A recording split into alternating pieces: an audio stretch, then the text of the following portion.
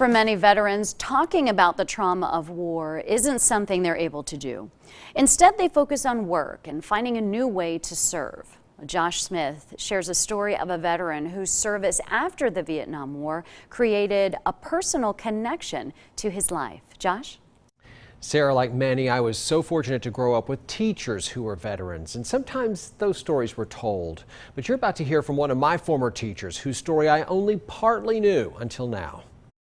Like many who attended Elizabethton High School, I learned a lot. An hour after that picture was taken, he tripped a booby trap and was terribly hurt. From Ed Alexander, a veteran educator, administrator, school superintendent, who I remembered was a veteran of the Vietnam War. We tried to do our job, you know, and I wasn't in a whole lot of fighting. But So more than 3 decades after I graduated, I asked him to tell me more.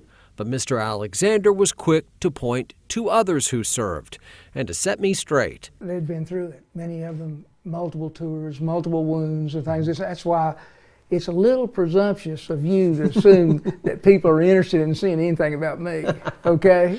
We're not going to put you on a pedestal, I promise you. Well, I'm just telling you. But the reality of his service is this. 1970, as the drumbeat grew for America to get out of Vietnam, Ed Alexander volunteered to go in the Army Infantry. I was a rifleman.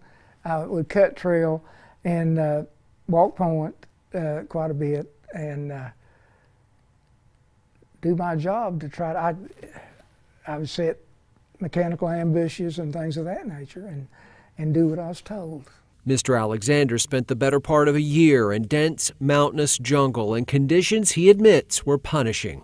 You got wet, stayed wet for weeks at a time. You whispered everywhere you went. When you live with 30 people in a platoon, 24/7, and you know, anytime you want to go to the bathroom, you have to let people know around you so they won't shoot you and things of that nature.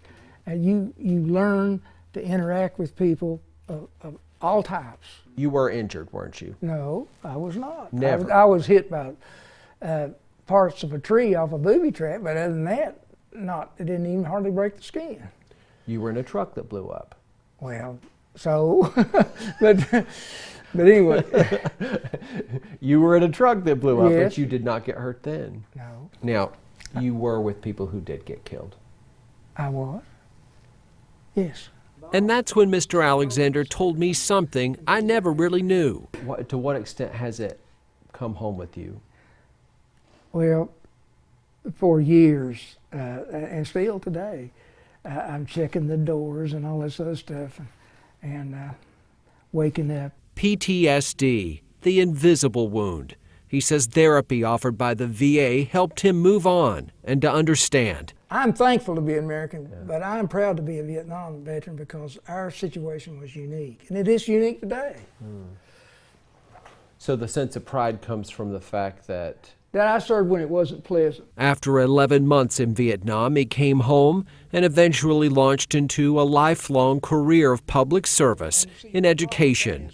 My former teacher told me his work was influenced by lessons learned in the Army. It gives you drive. You know that things can be bad, you know, and so you're going to work as hard as you can, as long as you can, to do the best you can, and tell the truth. And he does. Mr. Alexander told me it's really important for him and for all of us to remember those who didn't come home. About 58,000 Americans who died in that war involving combat from 65 to 75. Sarah, your dad was there. He was. Getting him to talk about it is Very a thing. difficult. It took years, and it's still coming out piece by piece. And what amazing thing to learn about your teacher years later. I'm thankful he talked about it with me. We are thankful for his service. For sure. Josh, thanks.